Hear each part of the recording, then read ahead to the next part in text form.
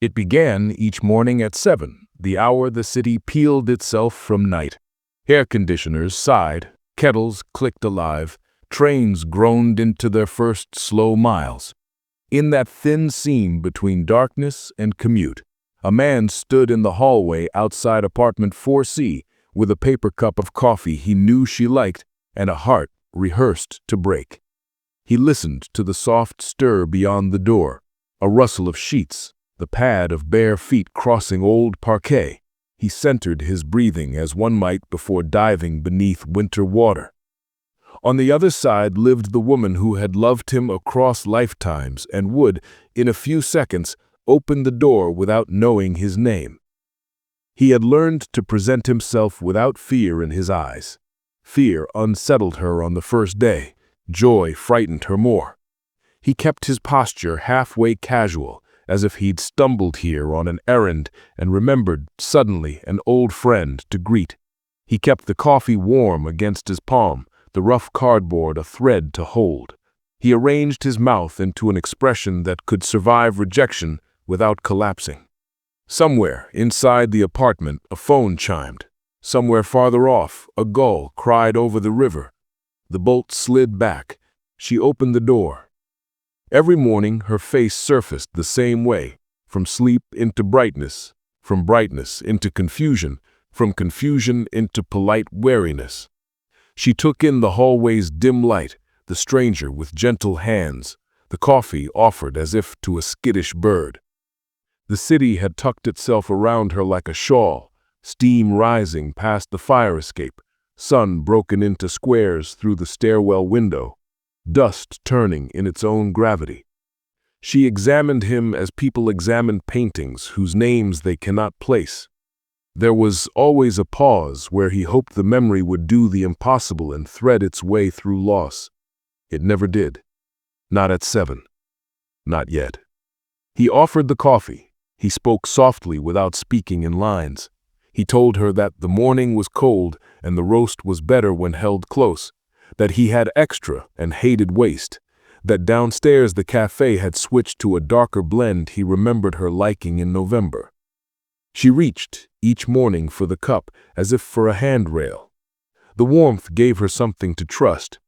She thanked him the way people thank surface kindness in a world too fast for more. He asked if she had time to walk.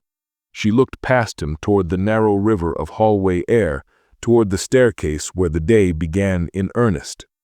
Some mornings she refused. Most mornings she nodded, curiosity rising like light. The city stretched awake while they moved through it. Newsstands unshuttered their mouths. A florist threw open a door and set buckets of damp color on the curb.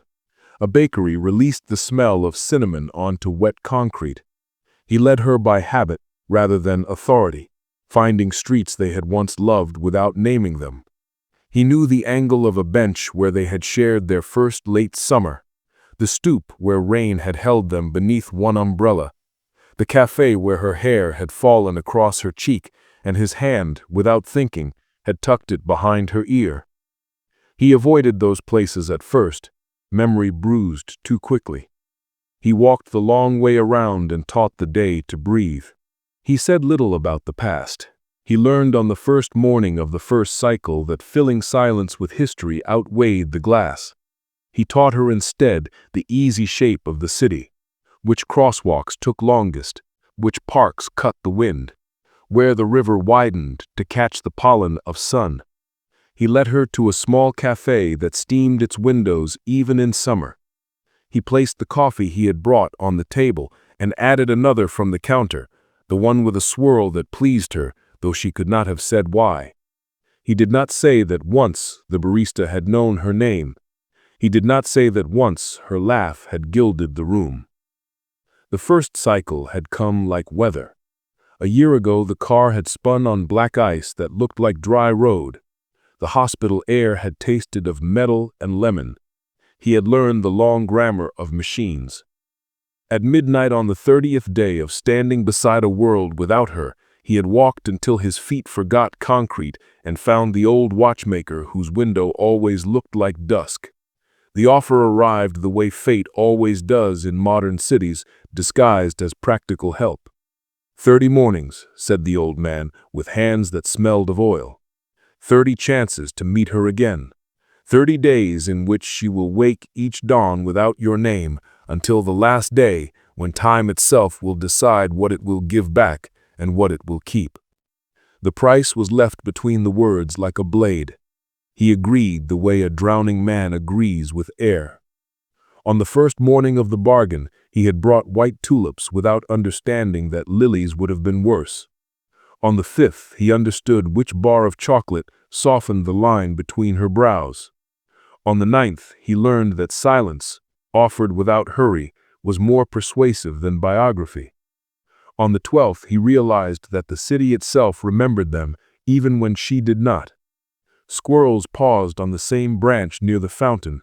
An old woman in a red coat counted pigeons at the corner and asked whether he was the boy who used to help carry her bags. He nodded because it felt like a blessing, even as it felt like a wound. He kept a private notebook, the way sailors keep a log. Page after page marked with small true things: how she took her tea in winter, which benches gathered warmth in the light, the color her eyes became when November set in, the way her palm would hover over a book's spine before committing. He learned to read each morning for weather and choose the route accordingly. Rain moved her toward galleries, wind moved her toward cafes, a clean sky made her want to look far from heights. He learned not to stand too close at the edge. He learned to carry an extra scarf. By the 13th morning, something shifted. It was the way she held the cup by its lid, fingers carefully spaced, as if the coffee mattered more than she could say. It was the angle of her smile, turned inward for an instant, before it belonged to the world. It was how she paused near the small shop that sold notebooks, her head tipped, listening. He recognized the music leaking from the doorway, a song they had once braided through a winter, a melody he could hum even now without knowing he had begun. Her lips shaped the first 4 notes without sound. Her hand closed around air, then fell. The moment passed like a current. They reached the river and leaned against the rail, the iron cold through coat wool. The water carried pieces of mourning, torn flyer, plastic lid, a single illuminated leaf like a flame rowing itself. He could feel the clock inside the bargain traveling beneath the surface of the day. He could also feel something else, small as breath on the back of the neck, the way recognition moves before it has words. On the 15th morning, she looked up in the corridor of the museum at a painting they had once claimed as theirs and tilted her head in precisely the way she always had. He stood beside her and practiced not shaking. He did not tell her that a month had been promised a hope and consequence. He did not tell her that the 31st morning stood with its arms folded at the end of a corridor no one could fully see. He carried on as people carry on under weather forecasts, doing laundry, buying basil, checking train times, moving through blue hours as if they were ordinary. He showed her the tiny used bookshop where they had once found the same sentence at the same time. He guided her to the bench where noon fell like honey. He waited without shouting at God the way he had in the early nights. He learned to ask the day for what it was willing to give. On the 19th morning, the city blurred at the edges. Her gaze moved through him and then locked as a lens finally finds. Her fingers traced the coffee lid circle, the motion practiced, the muscle memory of someone who had once done this 1,000 times while listening to a voice and leaning on a shoulder. She did not remember the voice. She did not reach for the shoulder. But that small circular gesture, perfect to itself, spun like a coin between present and past, and chose for a breath to stand on edge. He began to bring touch back the way one returns a shy animal to a hand, slowly, with patience, with no cages. He let their arms brush while crossing a narrow path. He let the back of his hand graze hers when passing a napkin. He let their coats share a hanger. When wind rose, he stood where his body could be a windbreak without turning into a wall.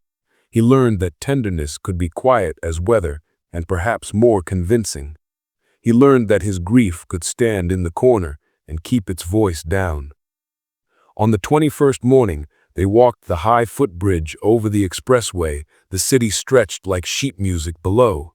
She stopped suddenly and looked across the river toward the old terminal with its broken clock. A breeze lifted her hair and set it against her cheek. I saw the way she closed her eyes and tilted her head to catch some remembered rhythm. When she opened them, her mouth shaped a word and left it there, unsounded, a bead of water that refused to fall. I did not reach for it. I let the day keep its secret. The bargain had taught me how to live with secrets without letting them rot what they touched.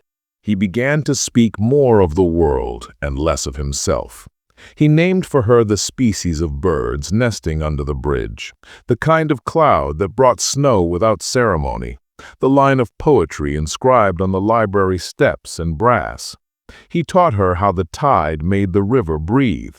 He pointed out the building whose windows reflected sunsets twice, once from the west and once from memory. He listened when she noted a pattern in the way the buskers swapped corners, when she guessed correctly which neighborhood would smell of garlic at 4.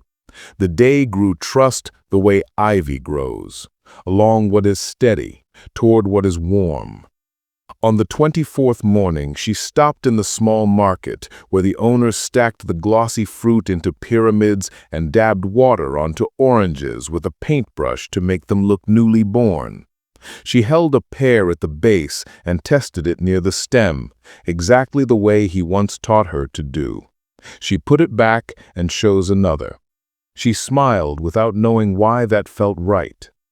He understood then that memory does not need permission to return. It chooses its own doors. It arrives through hands and flavors and the weight of a small green thing in a palm. That night, the city shone as if glazed. He lay on his back and watched headlights paint the ceiling, pale boats sailing and vanishing. He thought of the old watchmaker and the empty ledger he had signed with a name and a price he had been too numb to read. He thought of what he would owe when 30 met morning. He thought of the other cycles they had survived together, centuries before buses, before brick, before ink. He knew they had loved under oil lamps and under a blue-painted dome and under a sky so full of stars it seemed to hum. He also knew that love in every age had found the same steepness. On the 25th morning she asked, without questions, if they could take the long way to the river. She did not know that the long way was once their way. They walked past the laundry, where steam gathered like a low cloud, past the bodega cat performing the ancient ritual of ignoring humans, past the mural they had watched a teenager paint one stubborn summer. The river met them with its slow applause. A tugboat shouldered a barge full of stone through light so bright it seemed solid.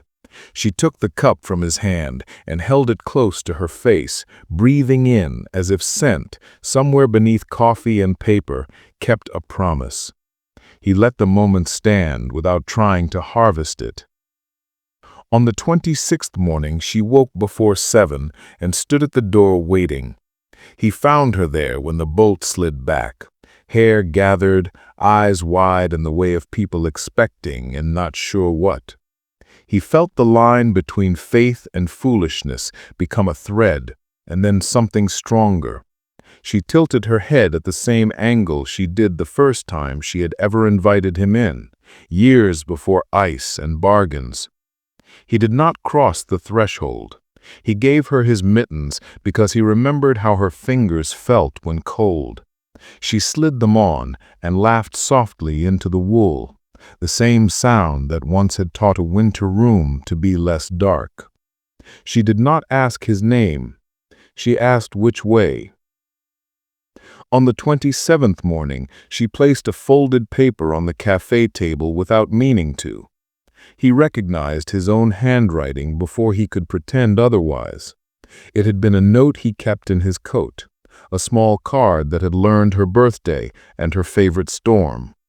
Somehow, it had migrated to her pocket. He watched her unfold it, watched her eyes move left to right and slow over certain words as if testing them for loss. She smiled at the line about the smell of rain on ferry decks. She touched the ink as if it might be warm. She returned the paper to him and kept the warmth it left on her fingertips. The city held its breath on the 28th morning. The wind died and left everything audible. A bicycle bell 6 blocks away, a child naming trucks, the far lift of a siren. They walked to the old station where birds nested in the big iron ribs, and the clock hands had been stuck at an impossible hour as long as either of them could remember. She looked up at the face, then at him, then at her own hands as if time had elected to pool there. She said nothing aloud. She folded her fingers into a prayer poised between use and surrender. He memorized the exact shade of the light on her knuckles. Night came with rain and the smell of sidewalks waking. He slept in the chair by his window as he always did, in case the bargain carried fine print he had not seen. He dreamt of the old watchmaker's smile, and of the empty ledger closed beneath fingers blue as steel. He dreamt of a train pulling away slowly, without passengers, of a station whose announcements had forgotten vowels, of a woman on a platform holding a coffee in 2 hands like a candle. He woke with the hunger of someone who had eaten only snow. The 29th morning held a kindness. The barista made the swirl without being asked, a heart folded inside a leaf, a small practiced grace. A spaniel with fur like toast wagged at her as if she were a regular. The librarian at the branch set aside a book that would fit her palm. The small city of ordinary mercies gathered and asked nothing except that she be there to receive them. He watched her gather them, each into its place on a shelf he could not see. He thought of how many shelves love builds inside a person. He thought of how quiet most architecture remains, how humble and how strong. The 30th morning arrived like snowfall that begins as rain and only later reveals its brightness. He stood outside 4C with 2 coffees and the knowledge that he would not be allowed to return tomorrow as a man who waited. He had prepared for this hour the way sailors prepare for storms, by tidying lines, securing what can be secured, making small offerings to the indifferent sea. He placed the cup warmer to his left for her hand. He drew the other nearer to his chest for the slow steadying of his own. The bolt slid back. She opened the door the way she always did, sleep still on her mouth, morning still in her hair. He saw the first flicker pass through her eyes, confusion's familiar spark, wariness's shadow, something like curiosity's turning toward fire. He held her gaze with the evenness he had practiced. She took the cup as she always did, and stepped into the hallway as she often did, and closed the door behind her with a softness reserved for churches and rooms where infants sleep. They walked. The city wore a sky so clear it looked invented. They crossed streets that had learned their feet. They paused at corners that felt like hinges. They watched a cyclist deliver bread into doorways with the urgency of someone who believes in warm things. They reached the bridge they had avoided on windy days. The water below knew its work and kept doing it. She leaned against the rail, mittens against iron, coffee rising like a small bright animal into her face. Her mouth formed a word, then stopped. then formed it again without sound, as if practicing. She looked at him. The word arrived. It was not his name in the way entries appear in passports or in ledger books. It was his name in the way a room says welcome when a familiar hand touches the light switch. It was the name her laughter had made of him. It was the name the winter had taught her to say when kettles began their soft singing. It was everything, and 3 syllables, and a key turned in a long-locked thing.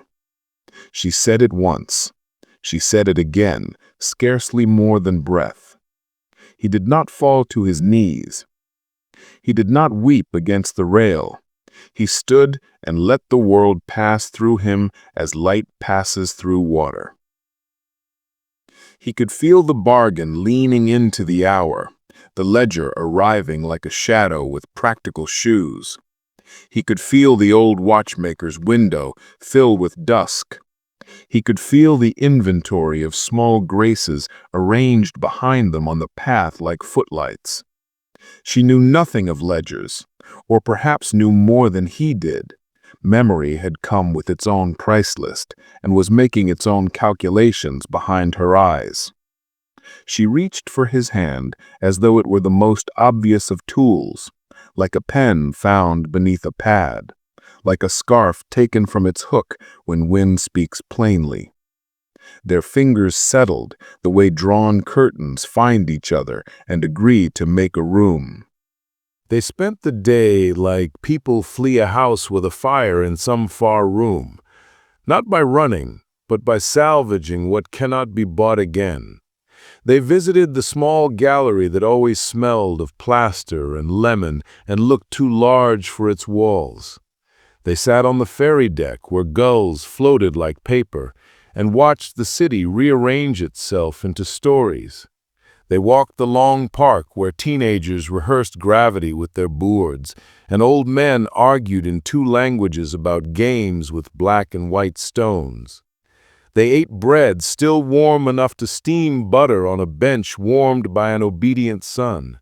They said almost nothing, because the day had chosen to be louder than either of them. He learned again that presence is its own language. Evening arrived on soft feet, wearing perfume he could have named if he had been paying attention. Rain just beyond the horizon, lilacs, hot metal cooling. They climbed the steps to her building slowly, as if stairs were seasonal and might not return. She paused beneath the landing window where sunlight made its last remark against plaster.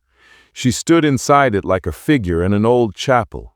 He watched the light move across her cheek and into her hair and down the line of her wrists into the mitten that had learned her shape. She turned and rested her forehead against his shoulder, a gesture as old as roofs.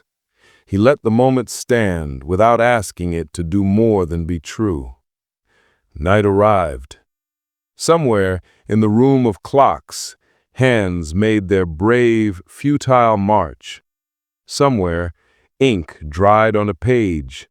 Somewhere, the idea of fairness sat down and put its head in its hands. He stood with her at the apartment door. The kettle inside would not know to boil for them. The lamp by the couch would not choose to be kind. He placed his palm flat against the wood, as if to say to the future, "Take care." She breathed in, and he felt the sound move through his ribs. The building sighed, settling for sleep. Morning knew its work. At 7, air conditioners sighed, kettles clicked, and trains leaned into their miles. He stood in a hallway without coffee, hands empty in a way that felt like confession. He counted the breaths between the bolt and the hinge. She opened the door. If time were a person, it might have chosen to be merciful. If memory were a creature, it might have curled against the door and purred. The woman stood in the wedge of light as she always did, and yet something had changed, something so slight the city would not have noticed if it had not been trained to love them. The confusion arrived and did not stay as long. The wariness visited and remembered an errand. Curiosity stepped forward and called for company as if it had reserved a table. Her hand rose in greeting before she could decide why. Her mouth opened, and his name arrived, not yet as a shout, not fully as a whisper, but as something that had decided it had a right to live here. On her nightstand, though neither of them could see it from the hallway, lay a thin, folded paper in his hand, written the evening before with pen and steadiness. It said only, "You remembered." It said only, "The world is larger than its rules."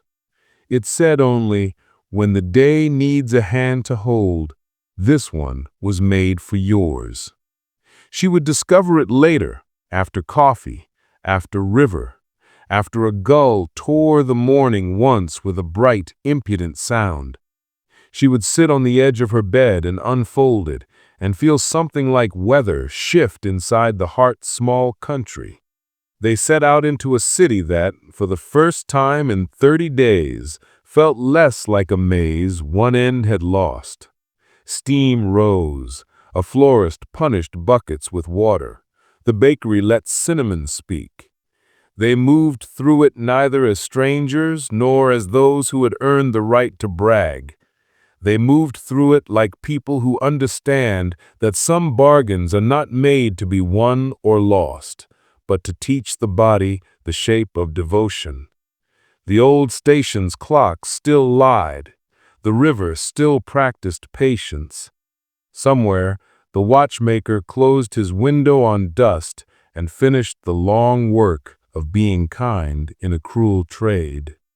There would be other mornings, with other weather and other bills and other sleeves that smelled of winter. There would be arguments about small things and the beautiful exhaustion of a shared grocery list. There would be illness that could not be named at first, and victories no camera would honor. There would be edges and doors and corridors and all the ways a life insists on being endless.